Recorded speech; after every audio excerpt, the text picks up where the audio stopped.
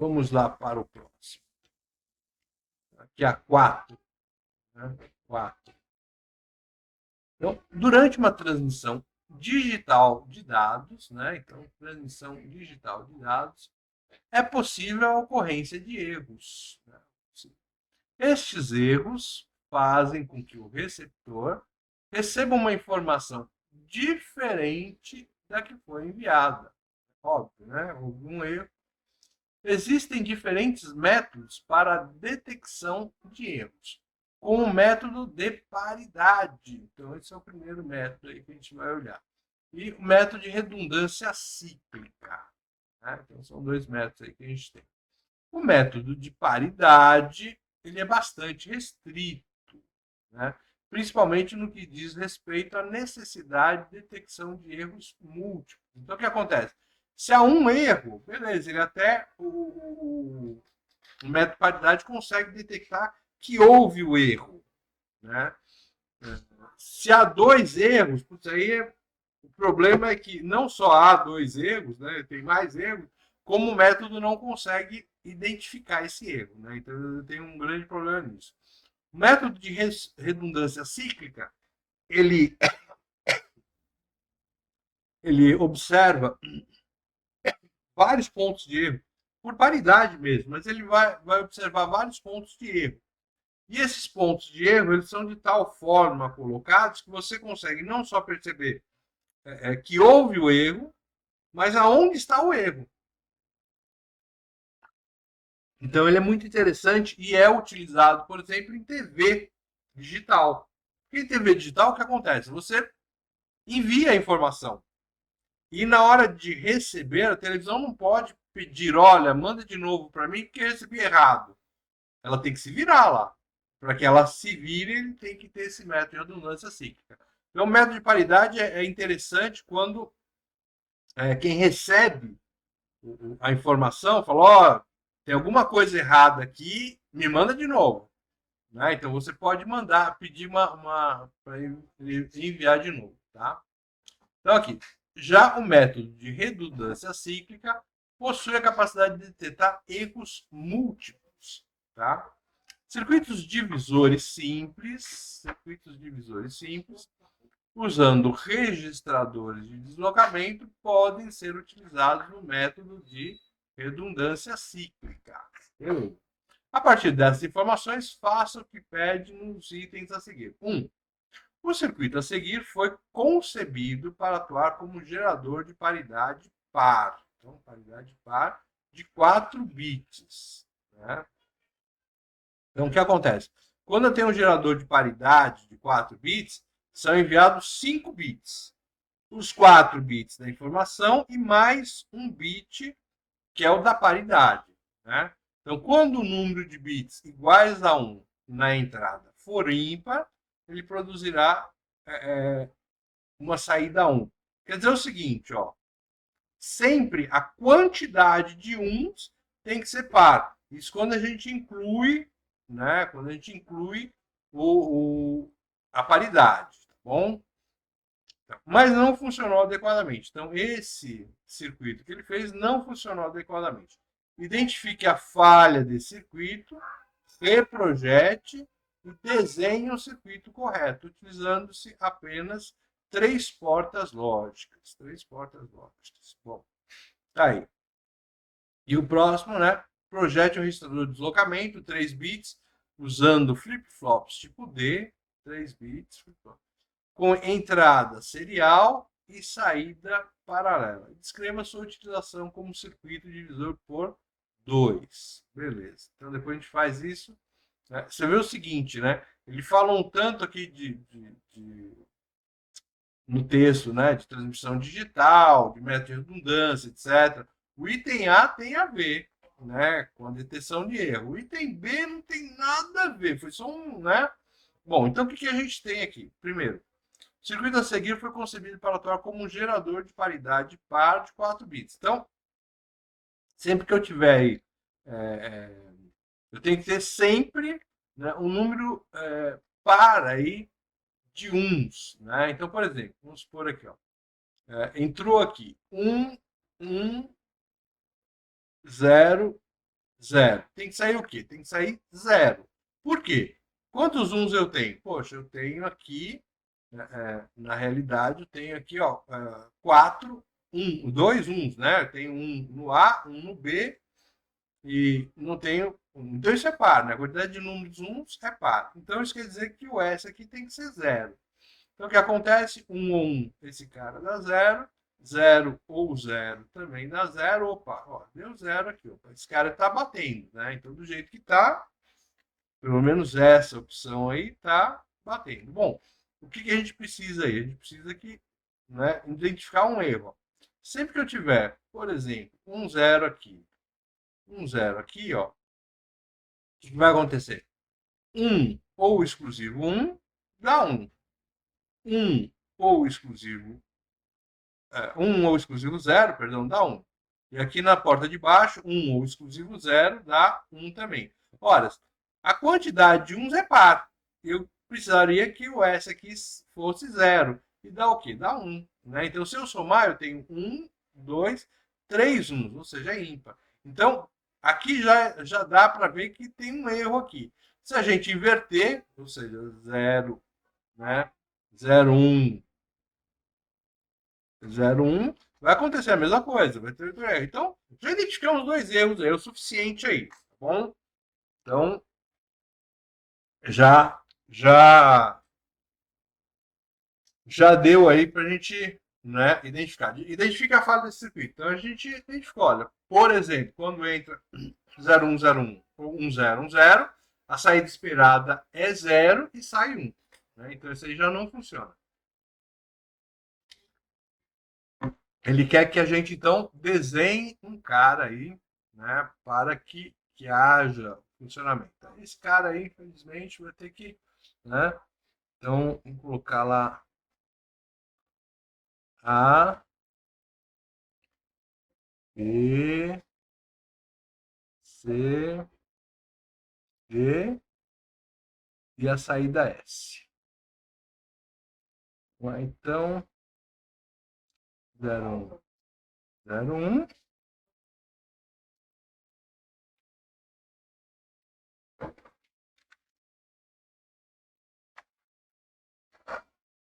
Ok, ok, ok. Tá aqui. Aí depois a gente tem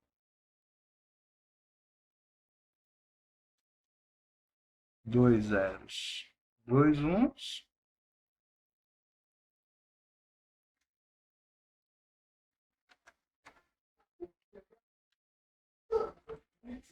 Ok, ok, e ok. Tá.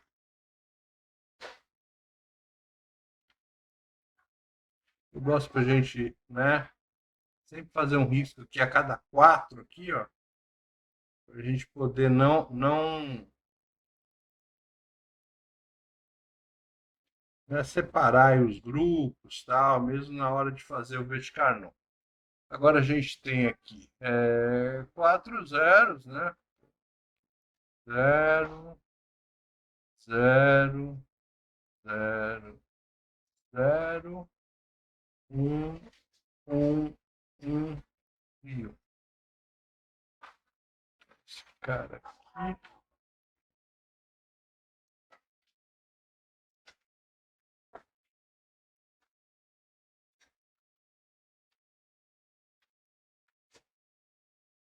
Ok.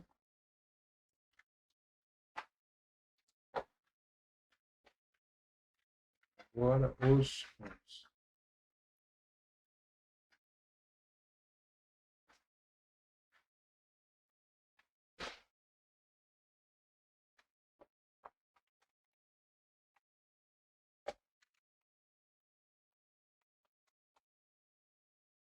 E...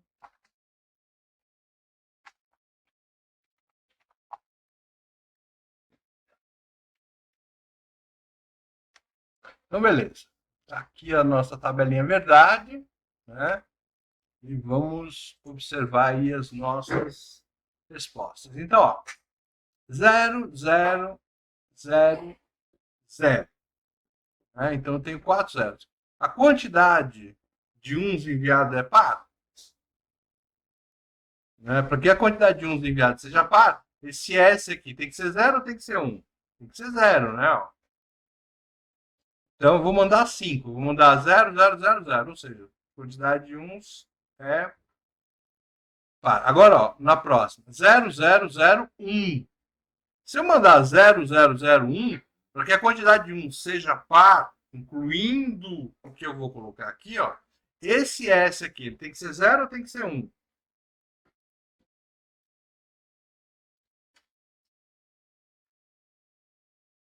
Turma? O S aí tem que ser 0 ou tem que ser 1? Então vamos lá. Ó. Tem que ser 0, professor. Tem que ser 1. Por quê? Ó?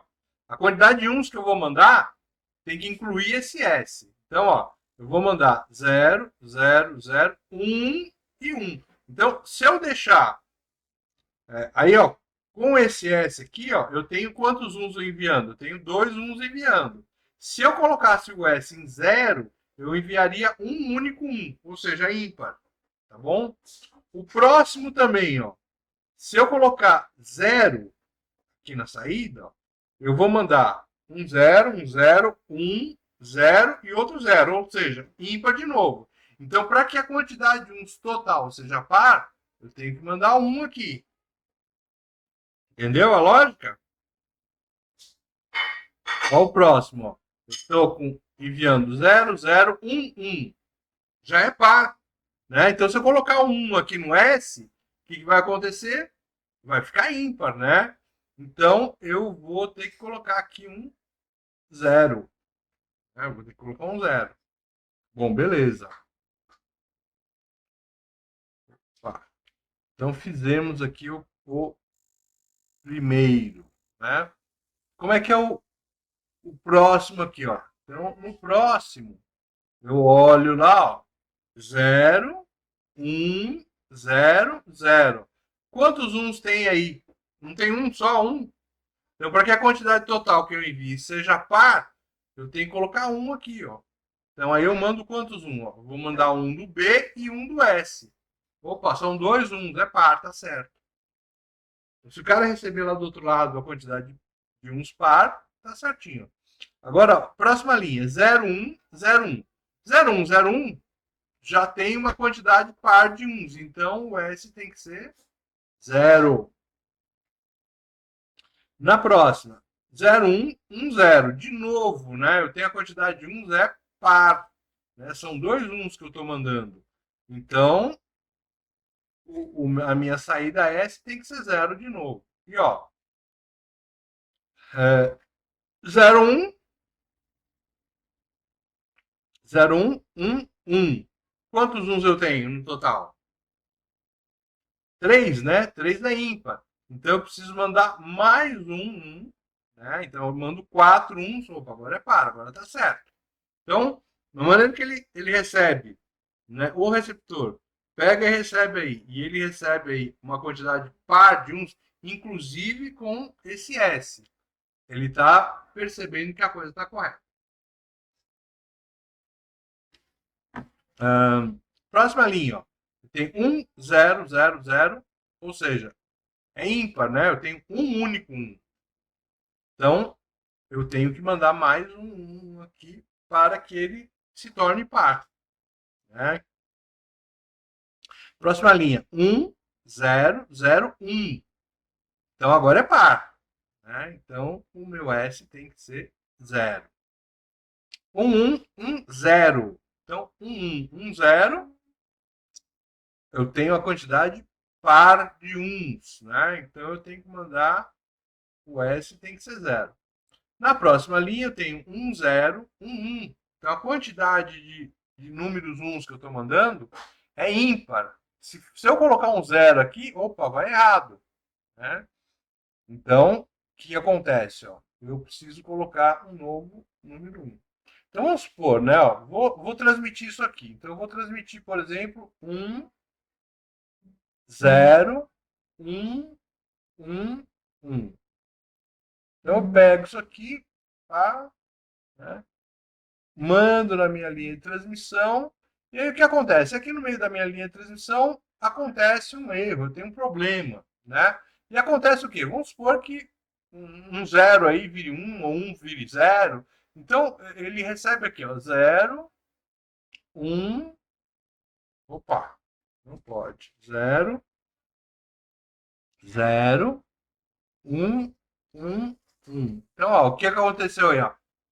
O primeiro 1 aqui, ó, ele virou 0. Ou seja, houve um erro aqui, né? Então, mas aí o que acontece? Esse cara aqui, na hora que ele recebe, ele vai lá e conta a quantidade de uns. Quantos uns tem? Tem 3. Opa, isso aqui tá errado. E ele vai lá e volta, ó. Por favor, mande de novo, porque alguma coisa veio errado. Não sei o que, mas alguma coisa veio errado. Né? Então, nessa alguma coisa veio errado, você pede e retransmite, tá? Então, essa aqui é a ideia. O 1, 0, 0. Então, aqui na próxima linha, a quantidade de uns é par. Então, a saída S tem que ser 0. 1, 2, 3 uns. Opa, então tem que colocar mais um aí para que vá par.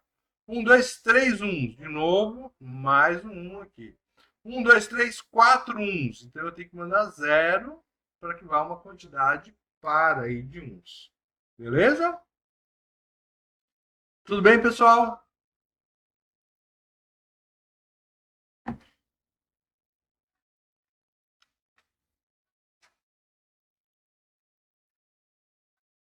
Tranquilo, né? Então, ó, o que a gente percebe aí, ó? Esse cara aqui, né? E esse cara aqui, né? Então, assim a gente vai fazer assim, né? Eles aparecem como sendo C ou exclusivo D, né? C ou exclusivo D. Então ele aparece aqui e ele aparece aqui também. Aqui, nessas do meio, acontece o quê? Eu tenho a mesma colocação, só que elas são barradas, né? Então eu tenho C ou exclusivo D barrado e C ou exclusivo D barrado nas duas, né? Então há uma inversão aqui em cada uma delas. Beleza, eu tenho para controlar o que? Eu tenho A e B. Então, a gente, não sei se vocês lembram, mas a gente tem um cara aí que é o nosso inversor controlado. Quem que é o nosso inversor controlado? Justamente a ou exclusivo. Né? Então, se você coloca lá, por exemplo, X, L, e na saída X ou exclusivo L, o que acontece? Então, vamos fazer a tabelinha lógica desse cara aqui. 0, 1, 0, 1. 0, 0, 1, 1. Então, ó, qual é a saída? 0 ou exclusivo 0 é 0. 0 ou exclusivo 1 é 1. 1 ou exclusivo 0 é 1. E 1 ou exclusivo 1 é 0. Então, ó, se você comparar aqui o L com a saída, a gente nota o seguinte, ó, que se o x for igual a 0, se o x for igual a 0, a minha saída não inverte. Então, ó, se o x for igual a 0, o L aparece na saída. Se o x for igual a 1, se o x for igual a 1, o que ocorre aí, ó? Eu vejo o seguinte, ó. Quando a minha entrada é 0, sai 1. Quando a minha entrada é 1, sai 0. Ou seja, nessa condição aqui, eu tenho o quê? Eu tenho que a minha saída é o L barrado. Então, quando x é igual a 0, a saída é igual a L. quando o x é igual a 1, minha saída é L barrado. Ou seja, eu tenho inversor controlado aqui. Qual que é a ideia, então? A ideia é que, olhando o A e o B, ele dê a seguinte colocação aqui, ó. C ou exclusivo D. Eu não quero inverter. Não quero inverter. No próximo quarto, eu quero inverter. No próximo quarto, também quero inverter. E mais embaixo, não quero inverter. Se você observar esta saída aqui, ó, que seria o meu controle, ele é o quê? A ou exclusivo B. Então, nossa lógica aqui seria o quê? Então, seria aqui, ó, muito parecida com aquela lá. A, B, C, D. Então, 1, 2, 3, 4. Ou exclusivo.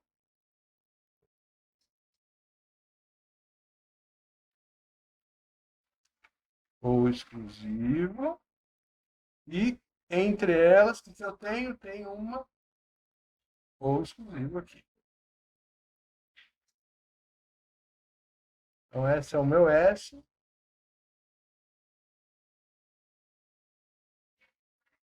Tá aqui. Beleza? Viu que a gente nem observando, então, ela aqui de 4 em 4, etc., facilitou para a gente pegar e interpretar a resposta e chegar no circuito sem precisar, né, sem precisar recorrer aí a lógica nenhuma, tá bom? Nem Carnot, nem equação lógica, só olhando as saídas aí, fazendo comparação, já saiu aí. Tudo bem? Beleza? Ah, professor, eu posso fazer o Carnot? Olha, do Carnot não sai lógica ou exclusiva. Então, o que acontece? Você vai ter que fazer o Carnot, você vai ver que você não vai atender ao pedido de 3 portas, e aí você vai ter que simplificar aquilo ali e você vai chegar em 3 portas ou exclusivo. Bom? O mesmo vai acontecer se você fizer por lógica, tá bom? Beleza? Dúvidas, turma?